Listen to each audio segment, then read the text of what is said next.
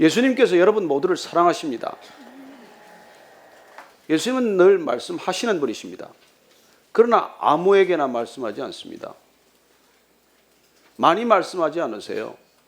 예수님 부활하셔서 할 말이 얼마나 많으셨겠습니까?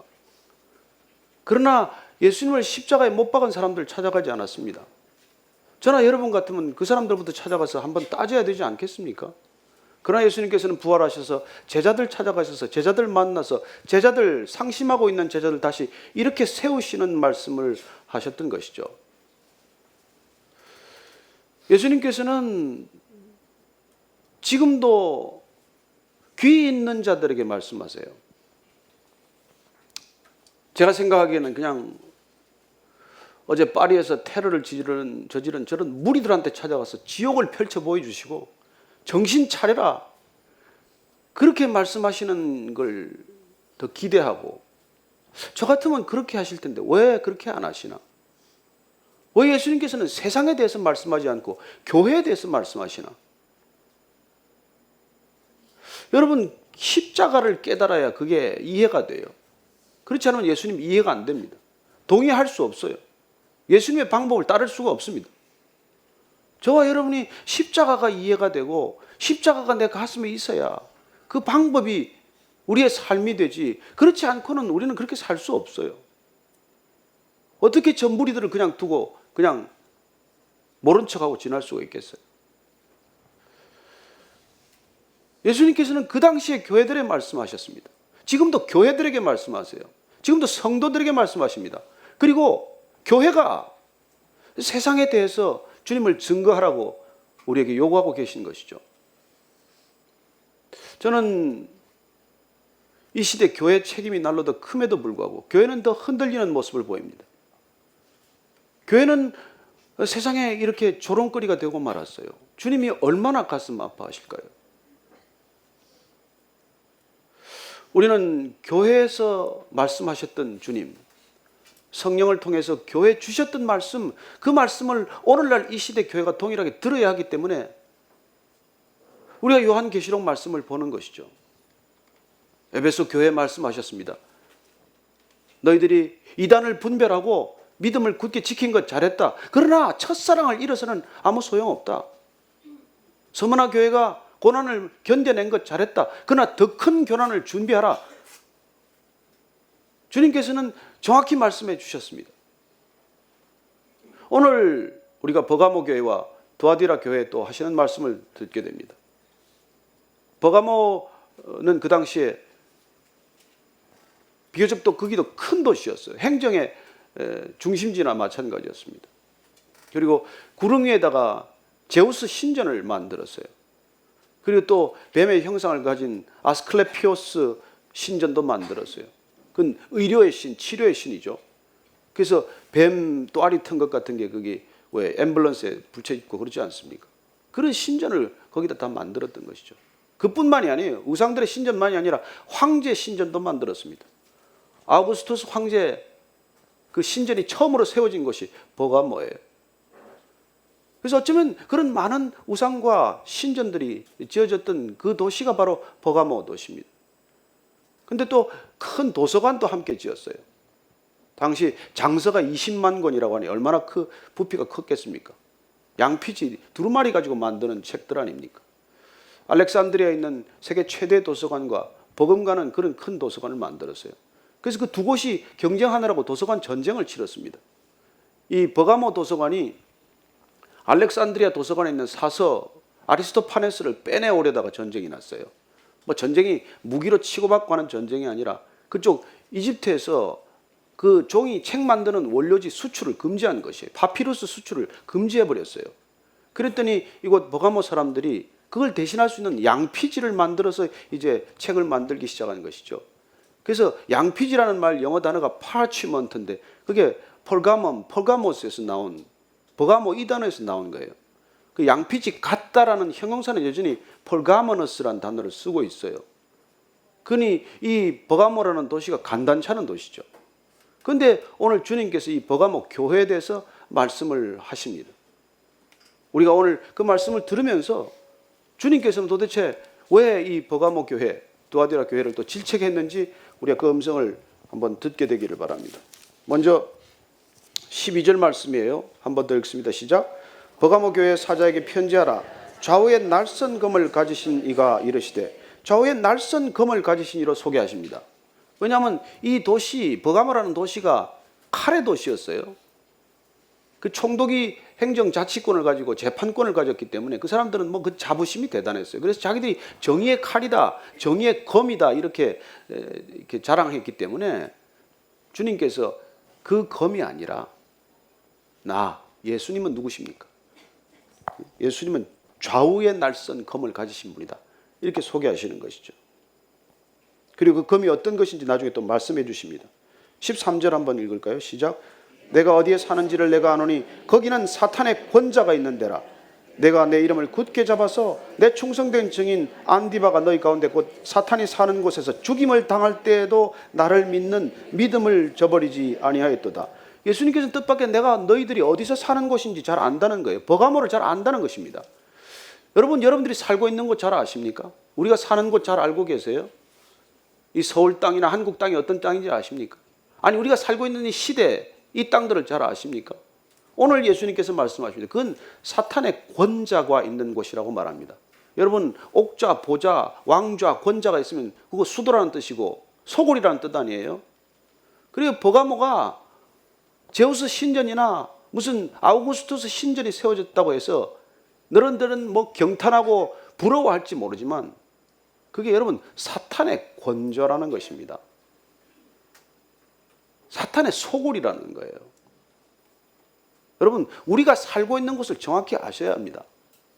무슨 뭐 거대한 뭐 건물이 올라가고 무슨 뭐 대단한 빌딩들이 들어서고 무슨 대단한 권력을 쥔 사람들이 있는 것처럼 하고 온 시대가 무슨 뭐 시위로 이렇게 어려움을 겪고 있지만 그리고 파리 도심 한가운데서 저렇게 뭐 동시다발적으로 테러가 일어나고 있지만 여러분 이런 도시가 사탄의 소굴이에요. 여러분 우연히 일어나는 일은 없습니다. 왜 저런 일이 일어나고 있는지 인간이 이해할 수 없는 일이 왜 일어나는지 어떻게 저렇게 사람을 잔인하게 죽일 수 있는지 여러분 눈을 똑똑히 뜨고 우리가 보고 있어야 돼요. 사탄의 소굴이라는 것입니다. 그런 데서 믿음을 지키는 일이 얼마나 대단한 일이에요. 그래서 거기서 지금 안디바라고 하는 순교자가 났습니다. 어쩌면 버가모 교회 감독이었을 수도 있고 또 다른 중요한 지도자였겠죠. 그는 노쇠로 만든 황소 안에 갇혀서 불에 다 죽은 것으로 전해집니다. 그런 첫 번째 순교자를 낸 교회예요. 그러면 순교자가 났다고 그 교회가 다 좋은 교회입니까? 순교자가 났기 때문에 그 교회 성도들은 다 훌륭한 사람들일까요? 그렇지 않다는 것입니다. 여러분 교회는 그때나 지금이나 누구 한 사람 순교자가 났다고 해서 누구 하나 좋은 목회자가 있다고 해서 그 교회가 반드시 좋은 교회라고 볼 수 없다는 거예요. 그래 어쩌면 순교자가 났다는 것은 대단한 선물입니다. 그건 두 가지 우리에게 선물을 줘요. 하나는 순교자가 남으로 인해서 순교자가 생김으로 인해서 여러분 신앙이 확연히 갈라지게 돼요. 진짜 가짜가 확연히 갈라지게 되는 것입니다. 순교자를 보면 그런 생각이 들지 않겠습니까? 이거 믿다가 큰일 나겠구나 하는 사람은 돌아가고 배교할 것이고 그렇게 우리가 순교자가 났다는 것은 믿음의 분명한 기준이 세워졌다는 것입니다. 두 번째로 그런 기준이 우리에게 주어졌기 때문에 우리는 비로소 신앙에 대한 도전을 새롭게 하기 시작하는 것이죠. 아, 예수 믿는다는 건 저런 것이구나. 신앙이라는 건 목숨을 거는 일이구나. 그냥 대충 믿고 얼렁뚱땅 따라가는 일이 아니구나. 그래서 내 믿음을 한번 처음부터 뿌리째 점검하고 새로운 신앙을 가다듬게 하는 점에서 순교자는 선물이에요. 주님께서 주시는. 우리가 지난번 우리나라에서는 아프가니스탄에 그 무슨 선교사가 순교했을 때 난리를 치고 어떻게 그 길 보냈냐고 난리였지만은 독일에 제가 갔더니 독일에서는 엄청난 도전을 받았어요. 어쨌든 루터가 종교교회 간 나라 자기들 개신교의 뿌리 아닙니까? 그런데 최근에 순교자가 하나도 나지 않았다는 거예요. 근데 한국이라는 나라는 도대체 예수님 전해진 지 100년 잠깐 넘었는데 어떻게 저런 순교자가 나올 수 있냐? 그렇게 독일 교회가 회개했다는 얘기를 전해 들었습니다. 어쨌건 순교자란 그런 도전이 되는 것이죠. 그랬지만은 그런 교회지만 그래서 충실한 안디바라는 사람, 이 안티파스라는 건 우리가 기억하기로는 여러분 헤롯 안티파스라는 이름이 있죠. 아버지를 대신한 자라는 이름이지만은 그런 어쨌건 그 안디바라고 하는 사람이 순교를 당했다는 거예요. 그리고 끝까지 믿음을 저버리지 않았다는 그런 칭찬을 하지만 그러나 정작 이 교회는 지금 그런 순교자를 배출했음에도 불구하고 어떤 현실에 빠졌냐는 것이죠. 14절 말씀입니다. 시작. 그러나 내게 두 가지 책망할 것이 있나니 거기 내게 발람의 교훈을 지키는 자들이 있도다. 발람이 발락을 가르쳐 이스라엘 자손 앞에 걸림돌을 놓아 우상의 제물을 먹게 하였고 또 행음하게 하였느니라. 여러분 민수기 22장 이후에 나오는 발락 얘기 잘 알죠. 이스라엘 백성들이 광야에 이제 삶을 마무리하고 이제 가나안 땅으로 들어가기 위해서 가나안 건너편 그 여리고성 건너편 모압 땅에 진을 치게 됐습니다. 그러니까 발락 왕이 두려움에 사로잡힌 것이죠. 그래서 그 당시 유명한 선지자 발람을 부른 것입니다. 이제 그에게 돈을 들여서 초청한 것이죠. 그 발람은 하나님의 음성을 들었습니다. 그래서 결국은 뭐 연휴 끝에 초청을 수락하게 되고 가서 제사를 3번씩이나 드렸지만 그는 하나님께서 저주를 막으신다는 것을 알고 계속해서 축복의 말을 전하게 됩니다. 그 발람이 그런 말을 한 것까지는 좋았지만 어쩌면 하나님께서 그 변변찮은 선지자지만 그 입술을 쓰시기로 결정하면 그 입술을 함부로 제 뜻대로는 쓸 수 없다는 걸 우리에게 보여주셨지만은 결국 그는 돈의 유혹을 이기지 못합니다. 재물의 유혹에서 벗어나지 못해요. 그래서 끝내 그는 발락에게 꾀를 하나 준 것이죠. 그게 그 꾀가 미인계입니다. 미인계. 모압의 미인들을 불러다가 그 이스라엘 남자들을 우상 제사에 초청한 것이죠. 그렇게 가서는 함께 음식을 나눠 먹고 그리고는 뭐 마시고 하다가 결국은 같이 음란한 짓을 저지르게 되고 그래서 그 벌 결과 24,000명이라는 이스라엘 백성들이 죽음을 맞게 됩니다. 그때 이후로 발람은 두고 올 거짓 선지자들, 돈이나 세상 유혹에 넘어진 선지자의 대명사처럼 우리에게 기록이 된 것이죠. 그래 그 발람에 따르는 무리를 오늘 성경은 또 니골라당이라고 말합니다. 그래 니골라라는 사람은 여러분 아시다시피 사도행전에 나오는 7집사, 초대교회 7집사 중에 마지막에 세워진 그런 이 크리스찬이었지만 그러나 결국 그도 또한 음란의 문제에 실족함으로써 니골라당이란 결국은 적당히 세상의 어떤 그런 기준을 받아들인 사람들, 신앙도 좋지만 하나님도 좋지만 결국은 바알 신이나 아세라 신을 섬겼던 그 신앙의 맥을 이어가는 타락한 사람들을 말하는 것이죠. 늘 교회는 그런 사람들이 있다는 것입니다. 순교자가 났다고 해서 다 순교자도 아니고 좋은 목회자가 세워졌다고 해서 다 좋은 성도가 될 수는 없는 것이죠. 같은 공동체에 있지만 같은 교회 식구지만 서로 신앙은 다 다른 것이죠. 현 주소는 다 달라요. 저는 여러분들이 정말 신앙의 갈림길에서 바른 선택을 할 수 있게 되기를 바랍니다. 그래요. 그랬던 니골라당의 교훈을 지키는 사람들, 그래서 니골라당 무슨 이 발람의 교훈을 따르는 사람, 또 나중에 두아디라 교회에 있는 그런 이세벨을 따르는 사람들, 이 다 동일한 사람들이에요. 결과적으로는 이것도 좋고 저것도 좋다는 것입니다. 하나님도 좋고 세상도 좋다는 거예요. 그래 그런 유혹에 쉽게 넘어가는 것이죠. 다 세상에 있는 것도 하나님이 주신 것인데 어떠냐, 좀 즐겨라. 하나님이 다 피조물인데 그 즐기는 게 마땅하지 않냐. 그리고 그런 유혹에 선뜻 손을 내밀었다가 그냥 그 덫에 걸리고 마는 것이죠. 믿음 다 좋았습니다. 여러분 40년 동안 믿음 지켰어요. 출애굽해가지고 40년 동안 광야 전전하면서 그래도 끝까지 그 믿음을 지킨 사람들이 지금 모압 평지까지 온 거 아니에요. 그러나 여러분 마지막 순간에 넘어졌단 말이에요. 여러분 신앙은 처음 중요해요. 처음 믿는 거 중요합니다. 그러나 끝까지 가는 건 더 중요해요. 사탄이 우리를 우리 자신보다 더 잘 압니다. 어디를 건드리면 넘어지는지, 어디를 치면 실족하는지. 그래서 거기 결국은 넘어간 것이죠. 마지막에 그 모압 평지에서 넘어간 건 무엇입니까? 그 사람들 가슴 속에 있는 건 무엇이죠?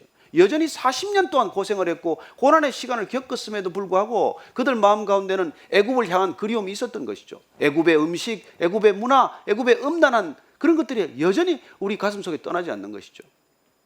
저는 그걸 보면서 그렇게 생각합니다. 우리가 예수 믿었다고 금방 성화가 됩니까? 20년, 30년 믿었다고 해서 우리는 거룩한 성인입니까? 아니요. 우리는 때만 만나면, 기회만 주어지면 실족할 자격과 조건과 능력을 갖춘 사람들이에요. 우리는 건드리기만 하면 넘어질 수 있는 사람들이에요. 그래서 오늘 이 말씀을 보면서 우리가 정말 예수님께서 뭘 우리에게 질책하고 계신지, 그걸 우리가 동일하게 우리 교회에 주시는 말씀, 우리 자신에게 주시는 말씀으로 들어야 한다는 것이죠. 오늘 16절 말씀 우리에게 뭘로 그걸 싸워야 하는지 다시 말씀하십니다. 시작. 그러므로 회개하라. 그리하지 아니하면 내가 내게 속히 가서 내 입의 검으로 그들과 싸우리라. 그래요. 주님께서는 계속 회개하라고 돌이키라고 말씀하십니다. 주님께서 그냥 심판하십니까? 아니에요. 끝없이 계속 돌이키라고 기다리라고 말씀하십니다. 그렇게 기다려 주시는 주님이기 때문에 우리가 여기까지 와 있는 것이죠. 그래요. 주님께서는 지금 입의 검으로 싸우라고 말씀하십니다. 좌우에 날선 검, 입의 검. 그건 말씀이에요, 말씀. 여러분, 예수님께서는 폭력으로 싸우지 않습니다. 무기로 싸우지 않아요. 우리 보고 무기를 들라고 말하지 않습니다. 그래서 우리가 답답한 것이죠. 성질대로 하면 우리도 무기를 들고 싶은데, 우리도 폭력에 폭력으로 맞서고 싶은데, 하나님의 나라가 그래서 안 이루어진다는 거예요, 그렇게는. 입의 검으로, 말씀으로 싸우라는 거예요. 그 말씀은 우리가 보기에는 아무 능력도 없는 것 같아요. 그러나 그 말씀은 살았고 운동력이 있고 좌우에 날선 어떤 검보다도 예리한 것이다. 우리의 영과 혼과 관절과 골수를 찔러 쪼개는 것은 말씀이다, 말씀. 그걸로 싸우라는 거예요. 여러분들이 그게 없으면 뭘로 싸워요?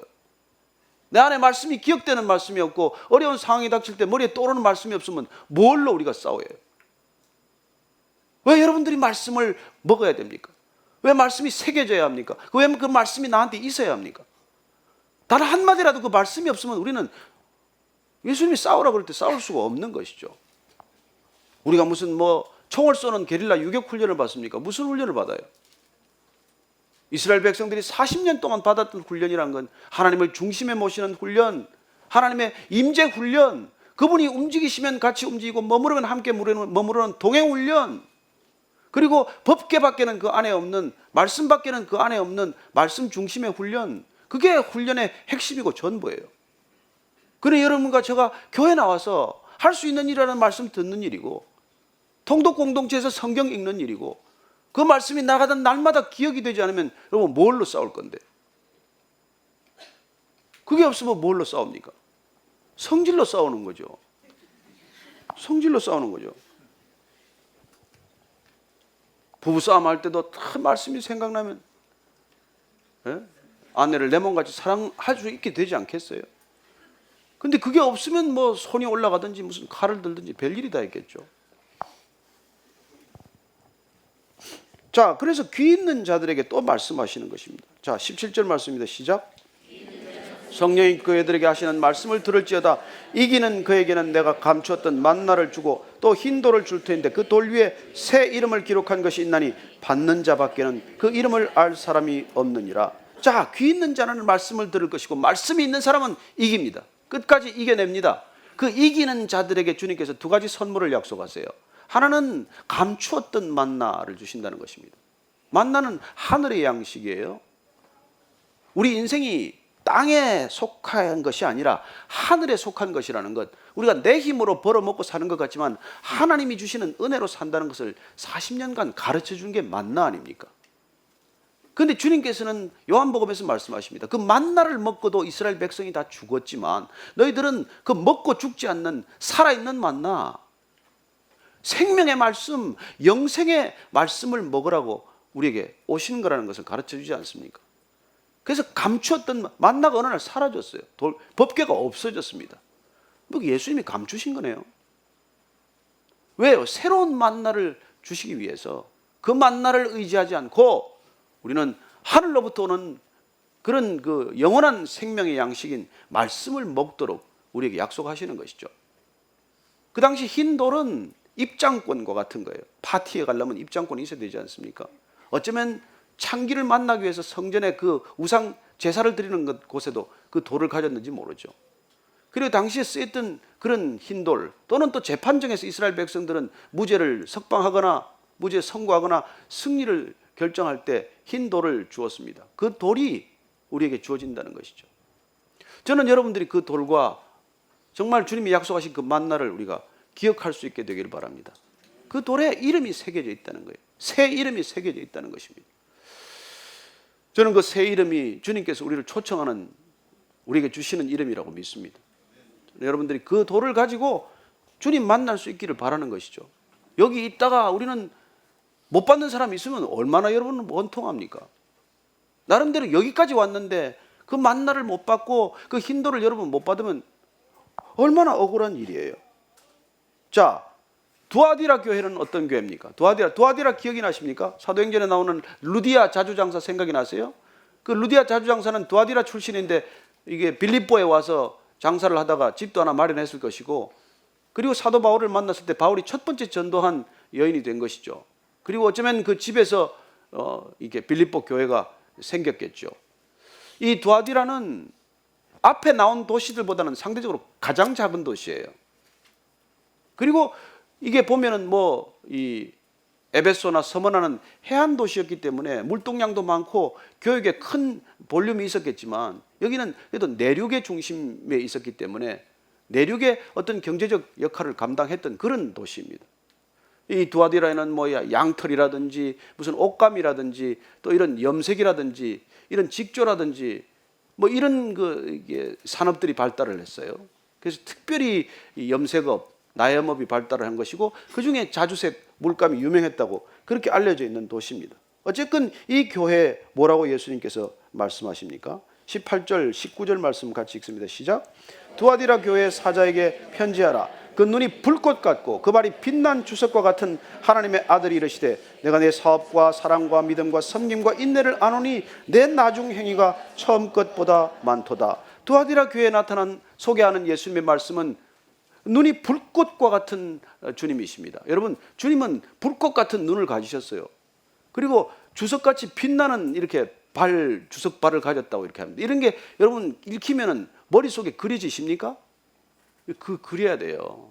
눈에 광채가 막 나오는 이런 거, 마징가 제트 같은 이런 인상이 좀, 그런 이미지가 좀 떠올라요, 여러분들. 이게 좀 상상이 될 거 아닙니까? 그래서 그 눈이 얼마나 밝길래 모든 것을 두루감찰하고 모든 것을 다 아시는 주님인가? 그 불꽃 같은 눈을 한번 느끼면 여러분 가슴이 좀 서늘해야 되는 거 아니에요? 그리고 주석같이 그렇게 빛나는 그런 발을 하나 보면은 여러분 저 발에 한번 밟히면 나 큰일 나겠다, 이런 생각이 좀 들어야 실감이 나지 않겠어요? 그렇게 묘사한 거예요. 그런 주님이 나타나신 거예요. 하나님의 아들이라고 처음 이런 표현이 등장을 합니다.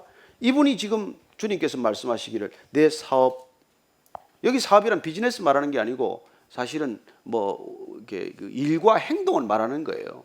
그 행동이 뭡니까? 사랑과 믿음과 섬김과 인내죠, 결국은. 근데 그게 처음보다도 지금 점점 더 많아졌다는 거예요. 이거 얼마나 큰 칭찬입니까?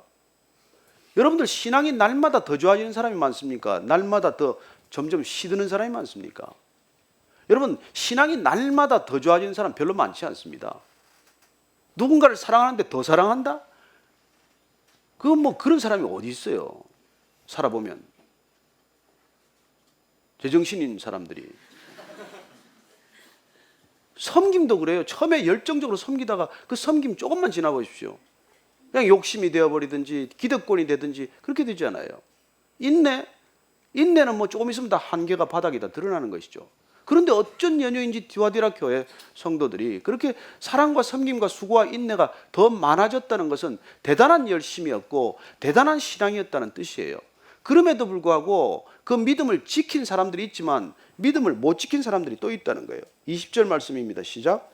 그러나 내게 책망할 일이 있노라. 자칭 선지자라는 여자 이세벨을 내가 용납함이니 그가 내 종들을 가르쳐 꿰어 행음하게 하고 우상의 제물을 먹게 하는도다. 여러분 이세벨 잘 아시죠? 열왕기상에 나오는 이 이세벨이라는 여인은 이 인류가 존재한 일에 가장 악독한 여인의 대명사예요. 그런데 가장 세상 사람들이 부러워하는 여자예요. 왜냐하면 아버지가 왕이고 남편도 왕이고 아들도 왕이고 딸도 심지어 왕이 되었던 진짜 놀랄만한 그런 내똑을 가진 여인이에요. 아버지는 페니키아 왕 엣발입니다. 바알 제사장이었어요. 그러니 보고 배운 게 우상 숭배하는 거 아니겠습니까? 그래서 북이스라엘의 아합 왕한테 시집와가지고 그 북이스라엘 전체를 그렇게 우상 숭배 국가로 만들어 놓은 장본인이에요. 여자 하나 들어와서 집안 하나가 거들난 게 아니라 나라 전체가, 민족 전체가 거들낸 여인이에요. 그래서 여러분 결혼 잘 하라는 것입니다. 이거 하나 잘못 들으면 이런 일이 일어난다니까요. 얼마나 악독했습니까? 그 나봇의 포도원을 조금 탐내는 그 남편한테 결국 또 지략이랍시고 줘가지고 나봇을 죽이고 그 포도원 기어이 빼앗아 주는 여인. 그래요. 이 여인 때문에 우상 숭배가 극에 달한 것이죠. 그래서 여호와를 경외하는 선지자들을 잡아 죽이고, 그리고는 바알 선지자, 아세라 선지자들 그렇게 수없이 거느린 것이죠. 그래서 엘리야가 갈멜산에서 대적한 그 선지자들이 전부 이세벨이 거느렸던 그런 우상 숭배자들 아닙니까? 그리고 끝내 엘리야에게 그래도 그나마 겁을 준 여인이에요. 불이 내려오는 것을 보고 그 난리가 났는데도 불구하고 엘리야 죽이겠다고 잡으러 보낸 그런 여인이에요. 지독한 여인이에요. 근데 어쩌자고 또 이 여인이 또 여기 또 등장을 합니까? 그러니 이 이세벨은 필시로 볼 때 그 당시에 꽤 유명한 교회 지도자의 아내였을 수도 있고, 또 하나는 또 추측하건대 성경학자들은 아마도 창기였을 것이다. 신전에 있는 창기였을 것이다. 그렇게 출중한 외모와 화려한 언변은 가졌으되, 이 여인의 문제는 본인이 자칭 선지자라고 하는 거예요. 자칭 선지자란 여러분 뻔히 불을 보듯이 뻔한 일이지만 직통 계시 받는다는 그런 얘기예요. 여러분 이 직통 계시가 화근입니다. 직통 계시 받는다는 사람들 여러분 조심하십시오. 대부분 가짜라고 믿고 대하면 됩니다. 직통 계시 받으면요, 이게 벌써 말씀이 안 읽히고 성경이 안 들려요. 직통 계시 받기 시작하면 정말 조심해야 합니다. 그러니 이 여자가 문제는 또 더더군다나 목회자들을 유혹했다는 거예요. 넘어지게 했다는 거예요. 그러니 교회가 한순간에 그냥 거들나게 되는 것이죠. 성도들이 그렇게 믿음을 지켰고 날마다 더 좋은 신앙을 향해 가고 있는데 이 여선지자 하나 들어가지고 교회 전체를 흔들어 놓았다는 것입니다. 음성을 친히 듣는다. 그리고 하나님께서 내게 지금 이렇게 말씀하신다. 여러분 이렇게 말하기 시작하면 교회 금방 흔들려 버리는 것이죠. 그런 그 이세벨에 대해서 주님께서 오늘 뭐라고 말씀하십니까? 21절 22절 보십시다. 시작. 또 내가 그에게 회개할 기회를 주었으되 자기의 음행을 회개하고자 하지 아니하는도다. 볼지어다 내가 그를 침상에 던질 터이요 또 그와 더불어 가늠하는 자들도 만일 그의 행위를 회개하지 아니하면 큰 환난 가운데 던지고 또 내가 사망으로 그의 자녀를 죽이리니 모든 교회가 나는 사람의 뜻과 마음을 살피는 자인 줄 알지라. 내가 너희 각 사람의 행위대로 갚아주리라. 회개할 기회를 여러 번 주셨다고 말씀하십니다. 여러분 하나님께서는 말씀하신다는 것 자체가 회개할 기회를 주신 거예요. 말씀을 그치시지 않는다. 침묵하지 않고 계신다. 그리고 누군가를 통해서 말씀하고 계신다. 여러분 우리가 말씀 못 알아들으면, 성경 안 읽으면 불신자를 통해서밖에 말씀하실 수 없잖아요. 그래서 이 시대가 여러분 주님의 말씀에 귀를 안 기울이고 회개하지 않으면 불신자들을 통해서 끊임없이 말씀하기 시작하는 것이죠. 그게 하박국이 나중에 가슴이 답답했던 이유예요. 어떻게 저 바벨론 사람들을 들어서 우리를 심판하십니까? 어떻게 안 믿는 사람들의 손에 우리를 맡깁니까? 어떻게 크리스찬들이 난 크리스찬들한테 저렇게 핍박을 받는 일이 생깁니까? 못 알아들으니까, 안 깨어나니까, 안 돌이키니까. 여러분 말씀이란 얼람 시계와 같아요. 그래서 여러분들 아침에 뭐 일어나겠다고 여러분들 작심하고 알람 시계를 한 10개씩 시간 맞춰놓고 5분 다지로 맞춰놓고 자지 않습니까? 그러나 정말 긴장하면 어때요? 시간 전에 일어나요. 반드시 시간 전에 일어납니다. 그래도 정신 안 잃으면 어때요? 하나 따르릉 하면 일어나잖아요. 근데 마음을 푹 놓고 주무시는 분들은 3개, 4개 울려도 옆에 사람은 깨우고 정작 자기는 안 일어나지 않습니까? 그러나 여러분 알람이 울리기 시작했다는 건 심판이 시작됐다는 거예요. 그래서 안 일어나면, 그래서 샤워도 못하고 약속에 늦으면, 또 약속에 못 가면, 그래서 약속에 못 가서 관계가 깨어지면, 여러분 그건 심판이죠. 그게. 그래서 되는 일이 없으면 그게 심판받은 거지 뭡니까? 그래서 하나님의 말씀이 임했다는 것은 여러분 심판이 시작되었다는 거라는 생각을 우리가 할 수 있어야 되는 것이죠. 약속의 말씀이지만 너 몇 시까지 와서 이 물건 픽업 해가지고 가라. 근데 그 약속을 어겼어요. 몇 시까지 못 갔어요. 그럼 문이 이미 샷다운 내려졌어요. 물건 픽업 못했어. 여러분 물건을 픽업 못한 게 심판이에요. 저는 이 시대 그리스도인들이 깨어서 정말 그 심판의 진정한 뜻을 우리가 분별하게 되기를 바랍니다. 말씀이 주어졌다는 것은 대단한 책임이고 대단한 여러분 위기예요. 말씀을 못 들은 사람은 상관없어요. 아니 불신자들은 차라리 나아요. 그러나 말씀을 들었다는 것은 우리에게 그만한 책무와 권한과 그게 주어졌다는 뜻 아닙니까? 그래서 여러분들에게 책임을 묻는 거예요. 월남 자체를 세팅 안 한 사람들이 자는 거야 어떻습니까? 그러나 월남을 그렇게 만들어 놓고 잤으면 그건 책임을 반드시 묻게 된다는 거예요. 오늘 예수님께서는 그렇게 내가 회개하라고 얘기했다는 것입니다. 기회를 주었다는 거예요. 음행으로부터 돌이키라고 했지만, 그런데 그렇게 안 하면 어떻게 됩니까? 내가 글을 냈지만 전부 이거 글은 그녀예요. 3인칭 여성 단수입니다. 그걸 침상에 던지겠다는 거예요. 아유, 뭐 푹신한 침대에 던지면 괜찮겠죠? 아닙니다. 이 침상은 그냥 여러분들이 자는 푹신한 침상이 아니라 죽은 사람이나 환자 싣고 다니는 병상이나 이런 이 들것을 말하는 거예요. 그러니 그런 이 죽음이 올 거라는 것이죠. 그리고 그와 더불어 간음하는 자들도 그와 행위를 돌이키지 회개하지 아니하면 큰 환난 가운데 던져질 것이다 말씀하십니다. 여러분, 음란이란 한 사람만의 문제가 아니에요. 타락이란 한 사람만의 문제가 아닙니다. 이 지금 버가모 교회나 두아디라 교회나 핍박을 견뎠어요. 순교자를 배출했습니다. 밖으로부터 오는 위협은 견뎌내서 이겨냈습니다. 그러나 문제는 안에서 독버섯처럼 번지는 이 음란이나 이런 무슨 직통계시나 무슨 사도성이나 이런 것들 때문에 허물어지기 시작하는 거예요. 여러분, 밖에서 오는 핍박은 오히려 견디기가 쉽다니까요. 그러나 안에서 일어나는 것들은 분별이 어렵고 때로는 우리를 혼미하게 만들고 때로는 교회 전체를 뒤흔들어서 그야말로 신앙 전체가 흔들리는 모습을 보게 되는 것이죠. 이 이세벨 하나 때문에 이런 난리가 났다는 것입니다. 그런데 주님께서는 그 사망으로 그 이세벨의 자녀, 영적 자녀를 말하겠죠. 광신적으로 꼭 따르는 사람들이 있습니다. 꼭 그런 음성이 들린다 뭐 이렇게 하면 거기 붙어서 하루 종일 음성을 묻는 사람들이 있어요. 오늘도 음성 묻고 그 다음날 또 와서 또 음성을 묻고, 무슨 음성을 매일 들어야 됩니까? 그 사탄의 음성이에요. 그런데 그런 것들을 그렇게 하는 자녀들도 주님께서는 그냥 두지 않을 것이라고 말씀하십니다. 저는 주님께서 그걸 식별하는 법을 우리에게 또 알려주셨어요. 24절 말씀입니다. 시작. 두아디라에 남아있어 이 교훈을 받지 아니하고 소위 사탄의 깊은 것을 알지 못하는 너희에게 말하노니 다른 짐으로 너희에게 지울 것은 없노라. 자, 두아디라에 있는데 이 교회에서 이세벨에게 지금 영적인 이미 간음을 한 사람들이 있어요. 그리고 그 가르침을 광신적으로 따르는 사람들도 있습니다. 그런데 이 가르침을 따르지 않은 사람들도 있어요. 그런데 이 사람들을 유혹하고 꿰이는 것을 어떻게 유혹했는지 단서가 있어요. 그게 뭐냐면 더 깊은 것이라고 하는 단어입니다. 여러분, 성도들을 꿰일 때, 유혹할 때 꼭 더 깊은 영적인 음성이 있다는 거예요. 더 깊은 영적인 세계가 있다는 것입니다. 더 있다는 거예요. 이게 여러분 자칫 화근입니다. 여러분, 영적인 세계의 가장 깊은 것은 성경이에요. 성경에 가장 깊은 영적 세계가 다 기록이 되어 있어요. 사복음서를 보십시오. 사탄도 나오고 귀신도 나오고 마귀도 나오고 군대 귀신도 나오고 다 나옵니다. 귀신이 어떻게 들어가서 어떻게 일하고 어떻게 쫓겨나는지 다 나와 있어요. 자세히 보십시오. 영적인 세계에 일어난 일들이, 깊은 세계의 일들이 다 기록이 되어 있어요.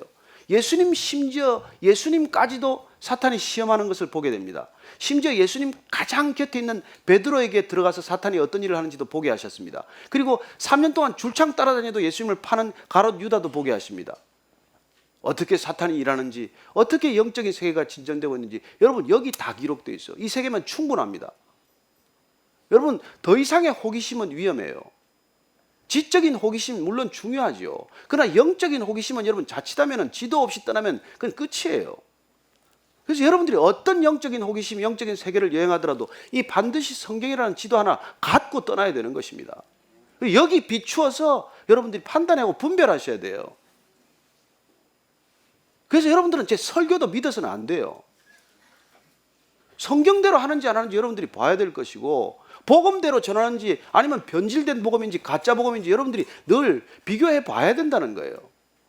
어느 누가 믿을 수 있습니까? 이 영적 세계에서. 그렇다고 제가 일부러 틀리게 설교하지는 않아요. 그렇지만 여러분들은 책임은 여러분들한테 있는 것이죠. 이세벨을 따라갔던 여자, 이세벨의 직통계시를 듣고 그 길 믿고 열광했던 사람들 같이 다 죽음의 길로 가는 거예요. 여러분, 그 누가 책임져 줍니까? 그런데 이 사람들은 여러분 뭐 그렇게 심각하게 변질시키는 같이 그렇게 다가옵니까? 아니에요.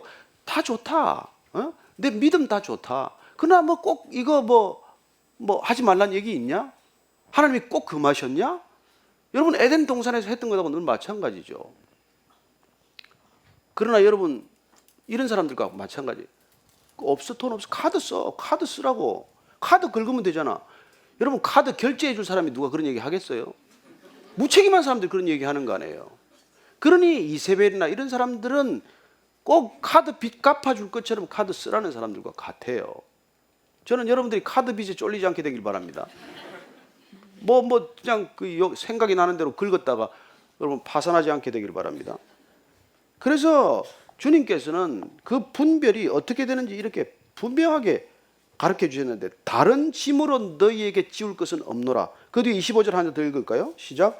다만 너희에게 있는 것을 내가 올 때까지 굳게 잡으라. 어떻게 이 영적 세계를 견뎌냅니까? 어떻게 주님 오실 때까지 견뎌냅니까? 내가 이미 말씀한 것, 내가 이미 너희에게 준 것, 그 말씀을 굳게 붙들라는 거예요. 다른 짐은 지우지 않았다는 거예요. 여러분 예수님은 우리에게 다른 짐을 지우러 오신 분이 아닙니다. 무거운 짐 내려놓도록 하러 오신 분 아닙니까? 수고하고 무거운 짐진 자들아 다 내게로 오라. 내가 너희를 쉬게 하리라. 아니 십자가는 지라면서요. 여러분 십자가는 져야 합니다. 왜요? 십자가가 왜 져야 되는데? 십자가는 여러분 소명이에요. 소명. 십자가는 우리가 주님의 백성으로 살아갈 때 우리가 반드시 가져야 할 소명이지, 선물이에요. 선물. 그거 있어야 주님께서는 그걸 감당할 능력을 주기 위해서 십자가를 지라는 것이에요. 우리는 능력을 주세요. 그러면 내가 질게요. 아니에요. 순서는 그렇지 않아요. 저와 여러분들이 십자가를 지면, 주님이 주시는 소명을 붙들면, 그때 주님께서는 그 소명을 감당할 수 있는 능력을 물붓듯 부어주실 줄로 믿으시기 바랍니다. 그게 우리 신앙의 비밀이에요. 세상은 줘봐라 내가 할게, 네가 먼저 사랑해봐라 나도 사랑할게. 아니에요. 우리는 먼저 사랑하기로 결단한 거 아닙니까? 사랑할 만한 위인도 아니고 사랑할 만한 사람도 아니지만 그냥 사랑하겠다고 결심했더니 사랑할 수 있는 능력을 부어주시는 것이고, 믿을 수 없는 사람이지만 믿기로 결정했더니 믿음을 부어주셨고, 십자가 질 위인도 안 되지만 지겠다고 소명 붙들었더니 주님께서 그걸 감당할 수 있는 능력을 주신다는 거예요. 그 능력이란 어떤 능력입니까? 28절, 26절, 27절 읽습니다. 시작. 이기는 자와 끝까지 내 일을 지키는 그에게 만국을 다스리는 권세를 주리니 그가 철장을 가지고 그들을 다스려 질그릇 깨뜨리는 것과 같이 하리라. 나도 내 아버지께 받은 것이 그러하리라. 그래요. 마태복음 28장 마지막에 주님께서는 하늘과 땅의 모든 권세를 내게 주셨다고 말씀하십니다. 여러분 믿으십니까? 그 권세를 우리가 주시겠다는 거예요. 그 권세를 주셨는데도 우리가 이렇게 죽어갑니까? 아니요. 이게 전부가 아니기 때문에 안심하십시오. 우리에게 만국을 다스리는 권세를 주셨다는 거예요. 우리는 주님 돈 100만 원만 주시면 되지 뭘 그런 권세까지. 여러분 그렇게 낮아지지 마십시오. 수준 낮추지 마세요. 눈에 보이는 것 가지고 그렇게 헷갈리지 마세요. 내가 또 그에게 새벽불을 주리라. 귀 있는 자는 성령이 교회들에게 하시는 말씀을 들을지어다. 주님은 주님 자신을 주시기를 원하세요. 새벽별이란 그분 자신이에요. 그분 말씀이에요. 여러분 그거 있으면 족하다고 고백하십시오. 제발 찬양할 때 실수가 없으신 하나님, 그렇게 기도해놓고 찬양해놓고 주님 저한테는 실수하셨습니다, 그러지 않게 되기를 바랍니다. 저는 주님 한 분만으로 만족합니다, 그러나 돈이 더 필요합니다, 이렇게 하지 마십시오. 정직하게 하십시오. 제가 한 가지 얘기를 하고 나누고 마칠까 하는데, 제가 어제 대기업의 사장님을 한번 뵀어요. 근데 그분이 최근에 실리콘밸리를 다녀왔어요. 며칠간 거기 머무르면서 젊은 사람들 많이 만나서 얘기를 했답니다. 그래서 뭘 그렇게 느끼고 오셨습니까? 한마디로 이걸 느끼고 왔다는 거예요. 한국에서는 전부 입만 열면 변혁을 얘기하지만 제대로 일어난 변혁은 단 하나도 없고, 거기서는 변혁을 누구도 얘기하지 않아도 날마다 변혁을 먹고 마시고 살아내는 사람들을 보았다는 거예요. 저는 그분 얘기를 들으면서 충격을 받았습니다. 이게 우리 신앙의 현주소구나. 그리고 진짜 저 같은 사람은 여러분들한테 도움이 안 되겠구나. 입만 열면 예수님, 하나님, 성령님 얘기는 하는데 실제로 그렇게 살아내는 사람이냐는 거예요. 저는 여러분들이 입만 열면 예수님, 하나님, 성령님 하지 않게 되기를 바랍니다. 그렇게 말하지 않아도 그분의 능력이 나타나고 그분의 믿음이 여러분의 삶을 통해서 향기가 되고 그렇게 날마다 여러분들의 삶 자체가 살아있는 증거가 되기를 바랍니다. 한국은 그래서 되는 일도 없고 안 되는 일도 없는 나라가 되고 있는 거 아니에요. 그래서 저는 이 실리콘밸리처럼 정말 한국 교회가 정말 침묵기에 들어갔다고 할지라도 진정으로 복음을 살아내는 사람들 때문에 우리가 세상을 부러워하는 것이 아니라 세상이 우리를 부러워하게 되었으면 좋겠고, 우리가 세상을 본받고자 하는 게 아니라 그들이 우리를 본받기를 결단할 수 있는 그런 삶이 되기를 축원합니다. 한 주간 그렇게 사십시다. 우리가 세상을 부러워할 것도 없어요. 세상에 단 하나도 부러워할 것 없습니다. 다 지나가는 것들이에요. 그러나 여러분들을 부러워하는 그런 세상이 되기를 우리가 날마다 기도하는 것 아닙니까? 같이 우리가 기도하고 마치겠습니다. 또 다른 교회 얘기는 to be continued on next Sunday too. 주일마다 오셔야 또 교회 얘기를 들으니까. 우리가 오늘 정말 처음 믿음 좋았습니다. 끝까지 그 믿음 지키게 해주세요. 주님 믿음을 주셨사오니 믿음 지킬 능력도 함께 주십시오. 그렇게 한번 기도하십시다. 하나님 아버지, 주님 우리가 버가모교회 도아디라교회 믿음 주셨습니다. 첫 믿음 지킬 수 있도록 주님 그들을 붙들어 주셨듯 우리가 주님 안에 결단하였사오니 이 믿음을 지킬 수 있는 능력 한 사람 한 사람에게 부어져 없어서, 어차피 우리는 잠시 살다가 쓰러지는 인생들이지만은 영원한 것 붙들었고 영원한 것 보았고 영원한 가치를 손에 쥐었으니 주님 결단코 넘어지지 않는 저희들 되게 하시고 끝까지 주님 붙들고 말씀 붙들고 이 경주 완주해내는 믿음의 전사들 승리자들 다 되게 하여 주옵소서. 하나님 한 주간의 삶 가운데 그런 간증이 있게 되기를 바랍니다. 우리가 살아가는 한 시간 한 시간의 삶의 시간 가운데 궤적 가운데도 주님과 동행하는 흔적이 있게 하시고 놀랍게 주님과 살아낸 기쁨이 넘치게 하여 주옵소서. 하나님 아버지, 주님께서 교회에 말씀하셨던 것 오늘날 이 시대 동일하게 우리에게 주신 말씀으로 받아들입니다. 주님 그 말씀을 붙들고 주님께서 주시는 이 믿음 끝까지 지켜내고 완주하는 승리하는 믿음 되게 하여 주옵소서. 예수님 이름으로 기도합니다. 아멘.